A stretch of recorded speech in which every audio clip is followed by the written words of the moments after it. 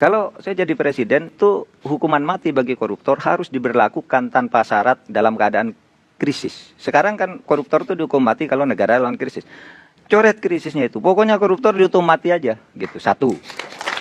Yang kedua, pembuktian terbalik. Saya punya harta, seharusnya harta saya itu kalau berdasar gaji jumlahnya 9 miliar, kok saya punya 10?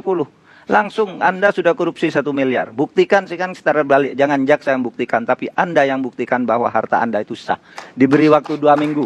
Baik. Misalnya. Baik. Kalau enggak gitu masuk penjara. Nah itu Pak Mahfud, seandainya menjadi presiden ataupun wakil presiden, kira-kira resepnya apa ini untuk mengurangi jumlah atau paling tidak menghilangkan kalau bisa anggota-anggota DPR yang harus meringkuk di dalam tahanan, Pak? yang saya lihat sekarang penyebab utamanya biaya politik itu terlalu mahal dan itu harus dibiayai oleh para politisi sendiri. Nah, oleh sebab sekarang mau jadi anggota DPR misalnya, dia harus bikin spanduk, bikin iklan dan sebagainya yang itu tidak terbayangkan jumlahnya bila dibandingkan dengan gaji yang akan diterima. Sama dengan gubernur, gajinya 8 juta tapi dia berani mengeluarkan 140 miliar untuk terpilih menjadi gubernur. Itu pasti orang berpikir uang dari mana? Itu pasti uang negara. Pasti uang daerah kan gitu. Nah menurut saya sekarang sistem politik itu harus diatur agar tidak memungkinkan terjadinya sistem transaksional. Oleh sebab itu ada gagasan yang bagus. Semua biaya kegiatan politik biar negara aja lah. Ini kan untuk rakyat gitu. Tetapi semua dibatasi, tidak boleh lebih dan jatahnya proporsional.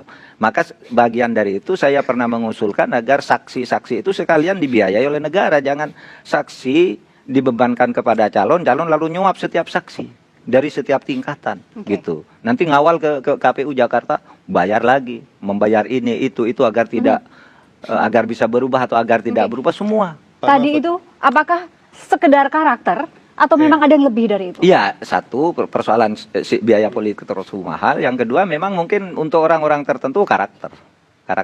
Sebab buktinya begini, orang yang korupsi itu orang yang gajinya besar, yang hartanya banyak. Sehingga sejak dulu saya tidak setuju. Udahlah, biar korupsi habis gaji dinaikkan.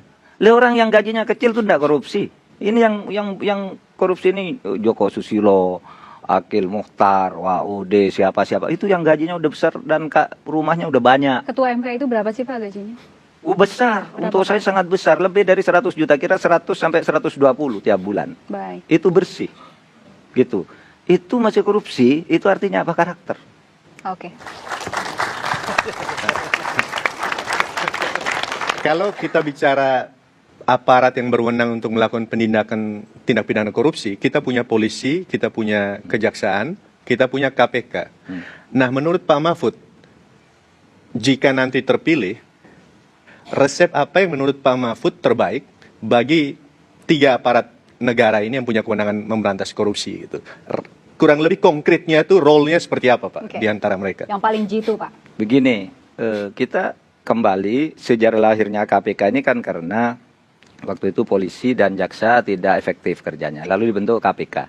Oleh sebab itu di dalam pikiran saya sampai sekarang KPK itu lembaga ad hoc saja, sampai polisi dan jaksa itu berfungsi normal agar negara ini normal terus. Tetapi melihat perkembangan kita sekarang, kemudian perkembangan di dunia lain, di negara-negara lain juga ada lembaga khusus anti korupsi.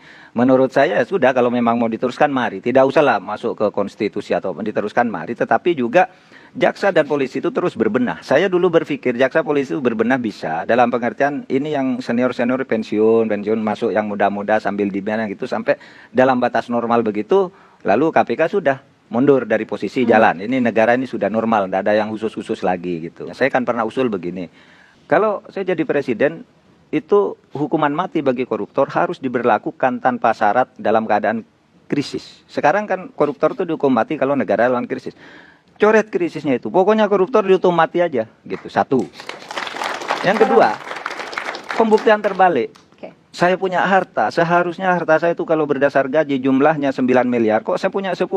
Langsung Anda sudah korupsi 1 miliar. Buktikan sih kan secara balik. Jangan jaksa yang buktikan, tapi Anda yang buktikan bahwa harta Anda itu sah. Diberi waktu 2 minggu. Baik. Misalnya. Baik. Kalau enggak gitu masuk penjara. Nah itu ide. Pak Mahfud. Ntar dulu. Ini nanti kan tergantung DPR kan. Baik. Nah, ini seringkali masyarakat mendengar pernyataan Bapak Presiden yang mengatakan bahwa tidak bisa mencampuri yudikatif. Nanti Bapak kalau sudah jadi Betul. presiden, Saya juga tidak akan mencampuri yudikatif, tidak akan mencampuri legislatif gitu, kecuali di bidang legislatif yang milik bersama. Maka saya katakan saya punya ide seperti tadi, kalau legislatifnya juga pilihan-pilihan yang korup, orang terpilih secara korup, berkolusi dengan korup, mungkin ide saya tentang pembuktian terbalik, tentang hukuman mati ditolak gitu. Itu satu. Tetapi kalau presiden tidak boleh mencampuri penegakan hukum, itu salah. Presiden itu justru diangkat untuk menegakkan hukum. Dia tidak boleh mencampuri urusan peradilan. Kalau menegakkan hukum dia wajib, kalau polisinya tidak benar dia panggil polisinya. Kenapa terjadi begitu? Yuk presentasi. Ini pakar menilai Anda begitu. Gitu. yang sekarang salah atau Sekarang benar? kan tidak. Sekarang kan tidak. Presiden selalu mengatakan ada masalah itu di polisi. Wah, bukan urusan saya, katanya. Itu urusan polisi. Di luar saya. Tugas saya ini, kan gitu sekarang. Kejaksaan ada masalah, bukan urusan saya. Loh, jaksa itu atasannya presiden. Justru di situ presiden perlunya. Tetapi dia tidak boleh masuk ke Mahkamah Agung atau ke Mahkamah Konstitusi, gitu.